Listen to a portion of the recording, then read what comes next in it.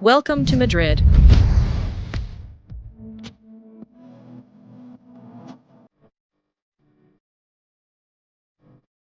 Hello, fellow travelers. We've arrived in Madrid.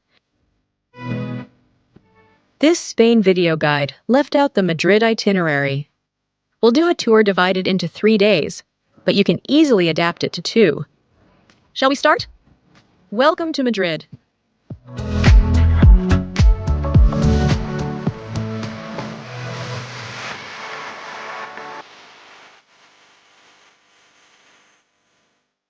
Day 1. Cold or Quinturo? If you've never been to the city, we recommend taking a free tour around it. Actually, when we did it, it wasn't our first visit, but we really enjoyed it because it gave us a lot of information. It covers the most central and iconic area of the city, giving you a starting point so you can explore further later on. The visit to Madrid. Do you also have a night tour to see the city lit up? I think both are good options. Remember to leave a tip appropriate for the tour. You can make the reservation for free on their website. I've left all the links on the blog. Whether you've chosen not to do the walking tour or if you want to come back. To take a closer look, Plaza Mayor will be waiting for you to start this first day in Madrid. Plaza Mayor.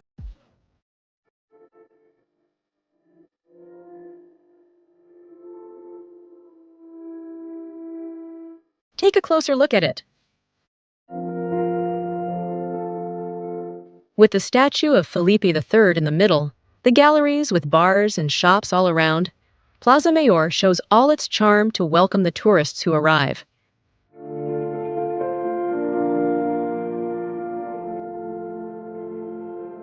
This is one of Madrid's most iconic places to visit.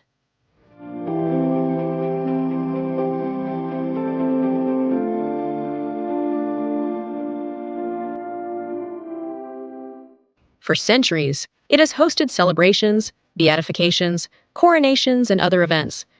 Nowadays, it welcomes every visitor to this city by offering them the majestic view of its buildings.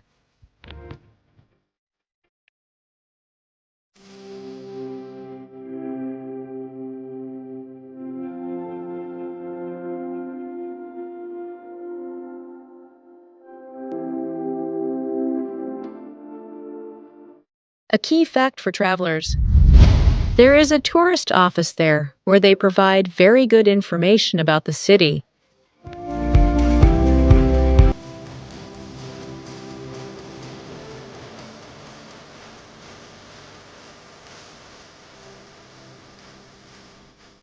If it's not too hot, a good plan is to go to Chocolateria San Ginés.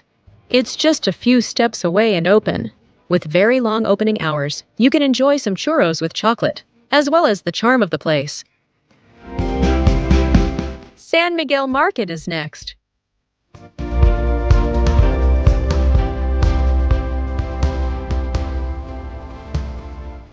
Just a few steps from Plaza Mayor, we find the San Miguel Market, a spot you'll want to revisit whenever you're in Madrid.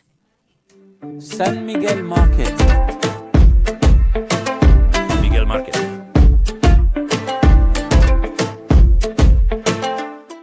Inaugurated as a food market more than 100 years ago, today it is one of the most outstanding gastronomic markets in the world. Miguel Market. Market. Miguel Market.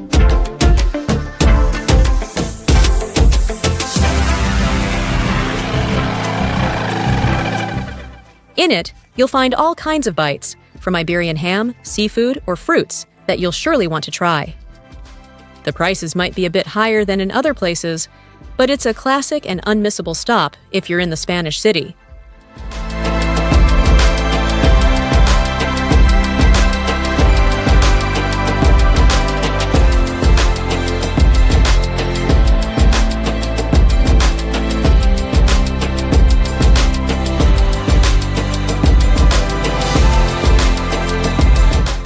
This time, we didn't eat at the market, but instead at the Tortilla Tavern. I recommend it to you, it's worth it. Order a good tortilla, it's really delicious. It's located almost right across from the San Miguel market.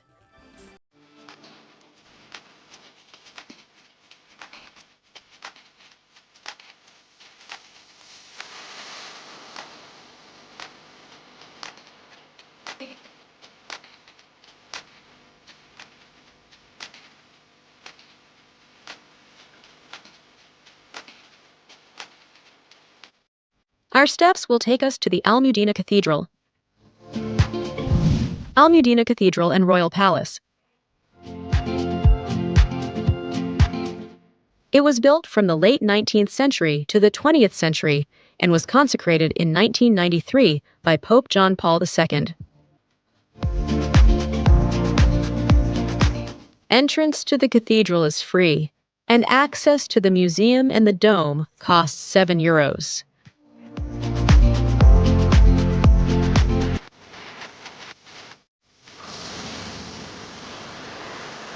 Ahead of us is the Royal Palace of Madrid.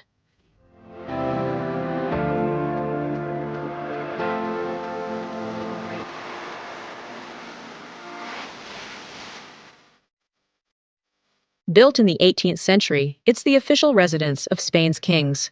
It is only used for receptions and official ceremonies, and you can visit it either with a guided tour or on your own.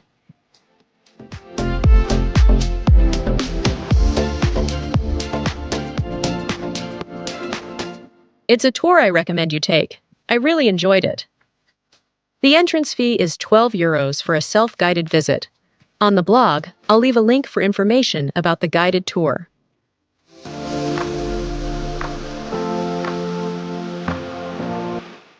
Another place to visit, along with the Royal Palace, is the Sabatini Gardens. The Sabatini Gardens are located in front of the north facade of the Royal Palace of Madrid. These gardens were built in the 1930s. On the former site of the royal stables, built in the 18th century by Italian architect Francesco Sabatini, next to the palace.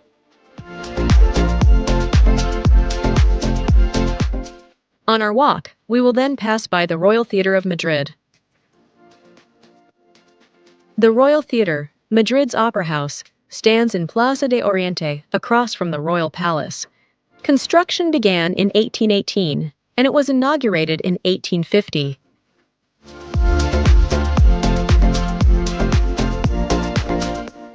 If we keep walking and go around the Sabatini Gardens, we will head towards the Temple of Dabad. Temple of Dabad.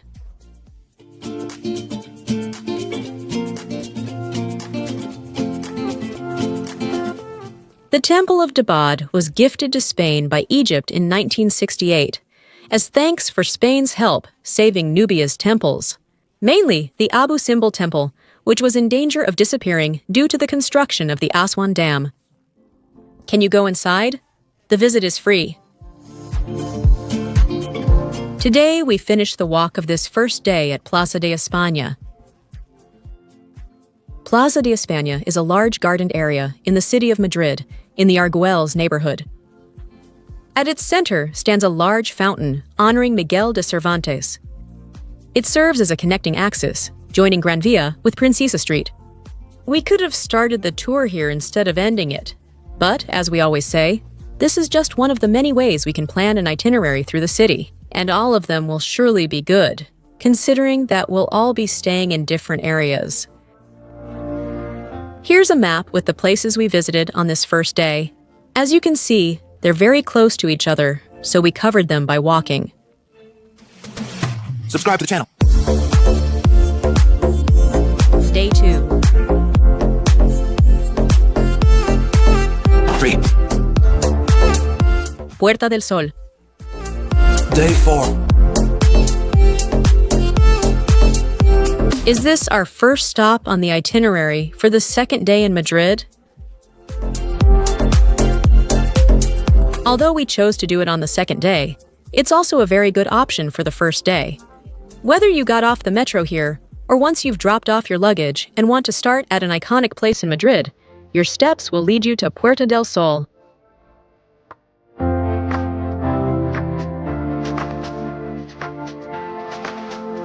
Subscribe to the channel.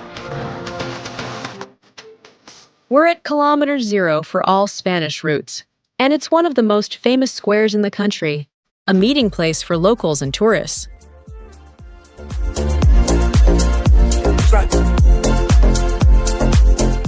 In it, we find the old post office building, which today houses the headquarters of the Presidency of the Community of Madrid. The clock of the Casa de Correos is the one that chimes the famous bells of the Puerta del Sol every New Year's Eve. And of course, the bear and the strawberry tree, the iconic Madrid statue everyone expects to see.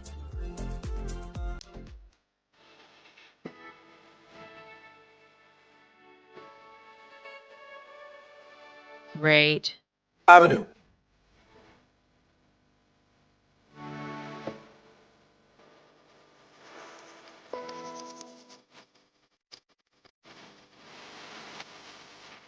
Yes. Well, maybe you chose it for the first day, but we will visit it second after leaving Puerta del Sol.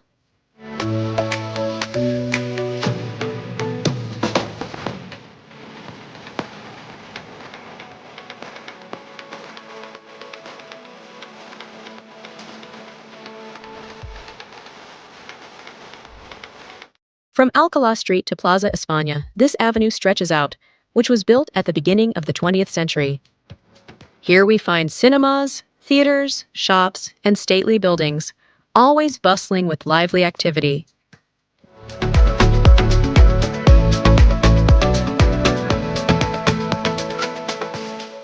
Doing it at the last minute is also a very good option. After exploring squares and markets, walking along this iconic avenue and nearby areas is a great idea before finding a place for dinner or drinks.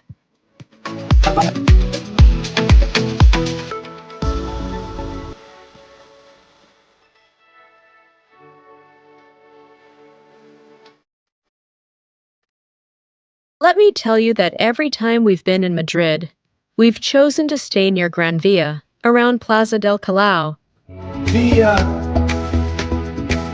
Via. Even though you chose to come at night, like I said, you won't miss seeing it during the day, mainly to admire the number of beautiful buildings it has.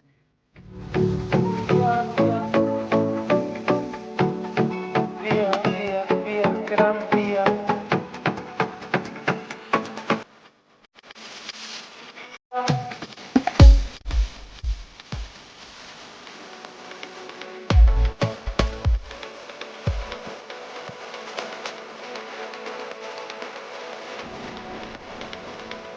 On this second day in Madrid, we're going to see the city, but from above. Rooftop at Círculo de Bellas Artes.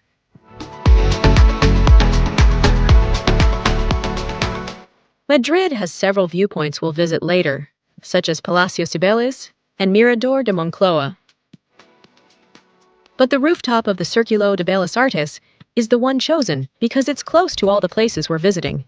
And the other reason I choose it is because I personally really like the views you get from there. Besides, you can take a break upstairs and have a drink. The entrance fee is €5. I'll leave the schedule and the link to the Círculo de Bellas Artes website on the blog. Music.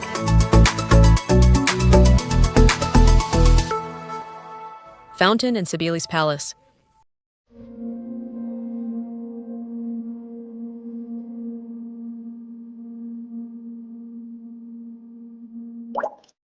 The Fountain of Cibeles, better known as Las Cibeles, is located in the square of the same name and dates back to the 18th century. Traditions such as being the place where Real Madrid celebrates its victories have contributed to its worldwide fame. Right in front, we find another beautiful building, the Cibeles Palace, formerly known as the Palace of Communications. The palace can be visited, and, as we mentioned just a few minutes ago, you can even go up to its viewpoint. Access to the viewpoint costs €3. For those interested, we put the opening hours on the blog to keep the video shorter. But is this, without a doubt, a characteristic postcard of Madrid?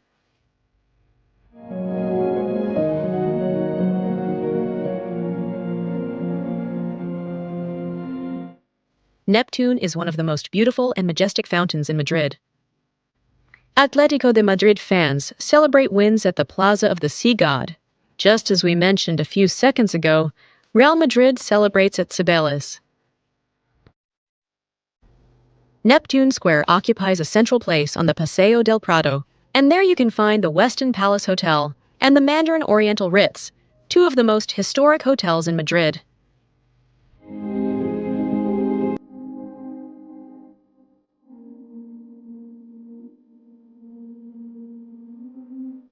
Atocha Station.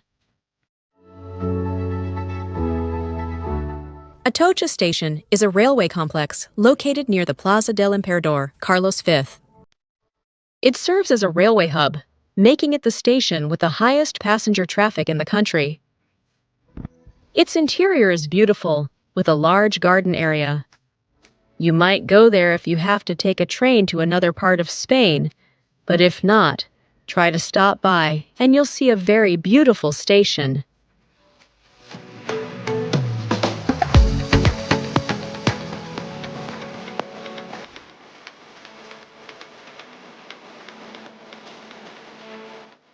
Prado Museum.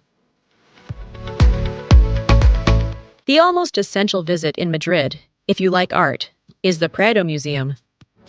Madrid has many museums that we will mention later, but surely if you've thought about visiting Madrid, you've thought about visiting the National Prado Museum. As you will see, we left it for last on the second day. Why? Because the free admission hours are from Monday to Saturday, from 6 to 8 p.m., and on Sundays and holidays, from 5 to 7 p.m. Access to the museum is allowed up to 30 minutes before closing. Look, as you can see, there's not much time available, and waiting in line will take up some of it. But if you want to take a look at the main works for free, it's an opportunity. General admission during regular hours costs €15, but you can also visit during free admission hours. That's what we did. If you want to go with complete peace of mind and take your time, buy your ticket and enjoy the Prado Museum, which is a beautiful museum. As I always tell you, check the official website first, because things change. I'll leave it for you on the blog. Thank you. Subscribe to the channel. Here, on the map, we can see the places visited again. I'll leave these maps for you on the blog.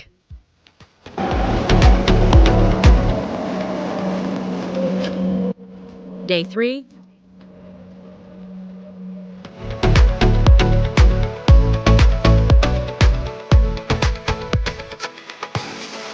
Santiago Bernabéu Stadium. We began our last day with a visit to the Santiago Bernabéu.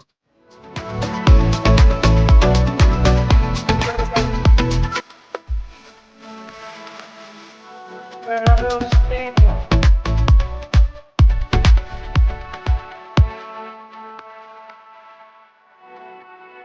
Bernabéu Stadium. The Bernabéu, like other stadiums around the world, offers a tour of its facilities.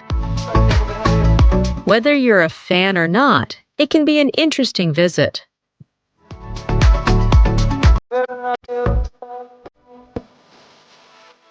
As you can see, it was under construction during this visit.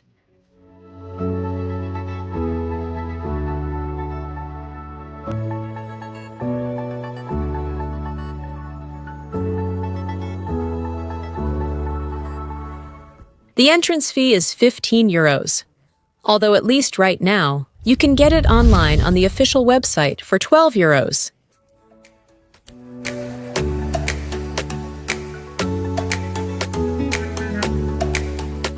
Bernabéu Stadium. Las Ventas Bullring. Going to see this building on this second day could be an option. It's Spain's largest bullring and the world's third largest by capacity, after Mexico and Valencia, Venezuela. And now our steps will continue. Journey to the famous Puerta de Alcalá.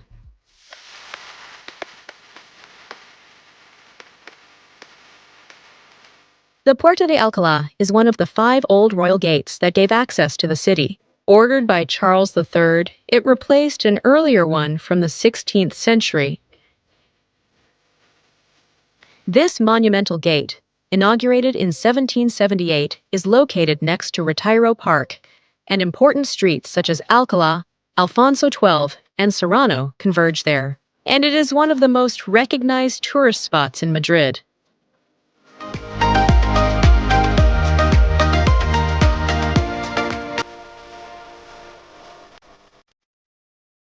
The gate and its grandeur have over time become a symbol of Madrid. It appears in postcard albums and in logos representing the city. Without a doubt, seeing it reminds us of the song made famous by Ana Belén and Victor Manuel.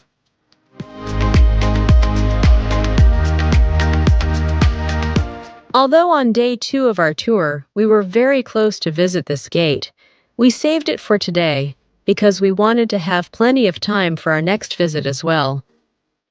The Retiro Park.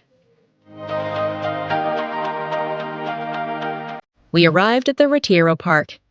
If there's something we will always think of when visiting Madrid, it's this park. Disconnect for a while from the hustle and bustle of the city and enjoy this peaceful walk.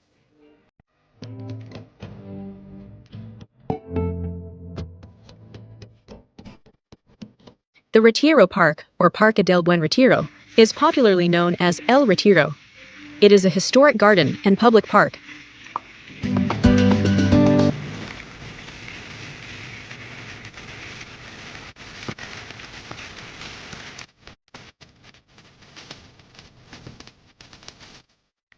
Considered one of the main tourist attractions, it features architectural and landscape elements, among which the monument to Alfonso XII, the Crystal Palace, the Great Pond, the Parterre, the Felipe IV Gate, the Royal Astronomical Observatory, and the Artichoke Fountain stand out.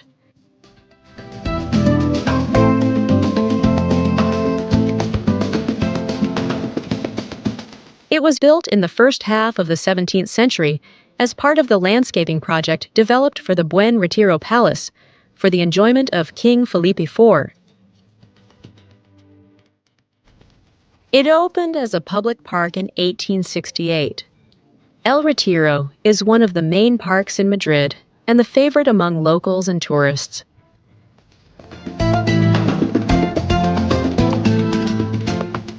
Since July 2021, the Buen Retiro Park has been recognized as a cultural landscape, a United Nations educational, scientific, and cultural organization World Heritage Site, next to the Paseo del Prado.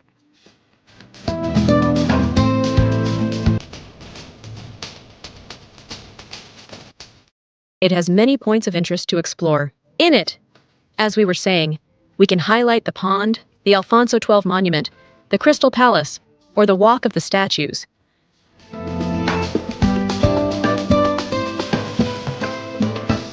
It's an ideal place to take some lovely walks and relax in the Spanish city. The schedule, from October to March, from 6 ante meridiem to 10 post meridiem, from April to September, from 6 ante meridiem to midnight.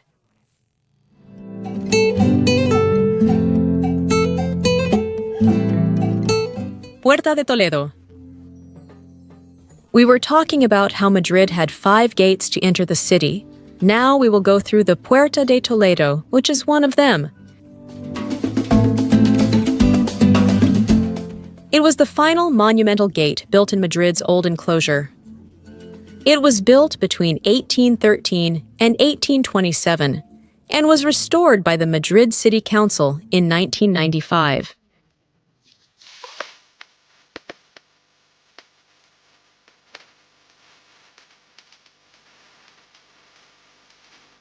A tour through some neighborhoods of Madrid can be a great option to complement this or another day.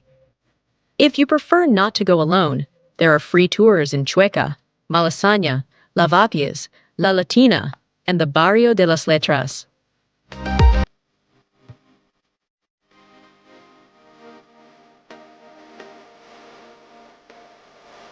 An option we're always asked about is the well-known tourist buses. The first time we visited Madrid, we chose to take a tourist bus so we could get around and get our bearings in the city. After that, if you want to try it for the first time, it's a good idea. You'll sit down, see everything, then choose what to visit. We realized on our next visits that it's a city you can easily walk around, that maybe you'll take the subway for a stretch, but you can really get around very easily on foot. So we haven't used it anymore.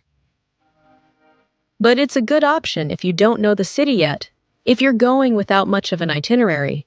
If you haven't looked at a map to see where everything is, it's a good option.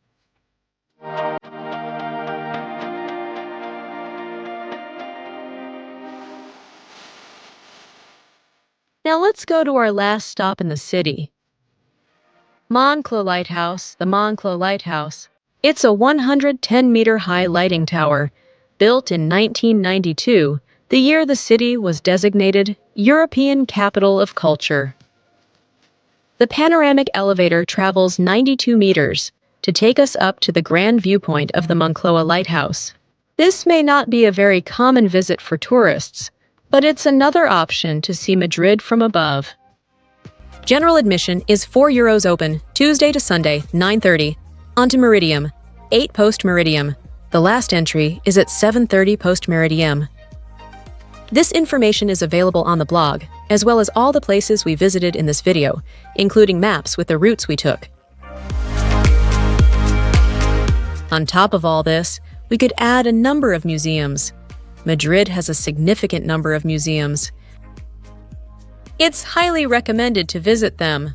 We had only highlighted the Museo Nacional del Prado, but you can also visit the Museo Nacional Centro de Arte Reina Sofía, the Museo Nacional Thyssen-Bornemisza, the Museo Sorolla, the Museo Historia de Madrid, the Museo Cerralbo, and the Museo del Romanticismo are highly recommended. But there are many more for you to explore in this city of Madrid.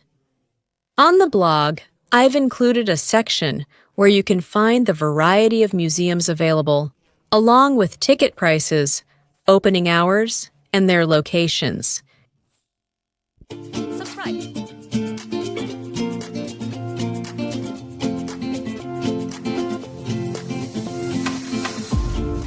Madrid is a city meant for walking. You won't get tired doing it, or at least not too much. For some places that are a bit farther away, like those on the third day, it will be more convenient to get there by metro or bus.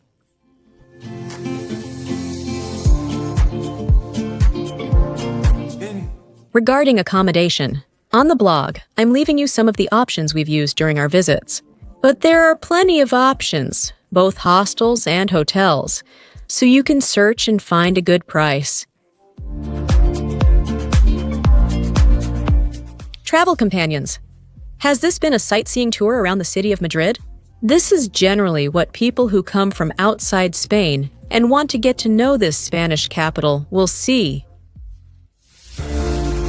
See you next time! Also, from the blog, if you still have any questions, you can send me an email.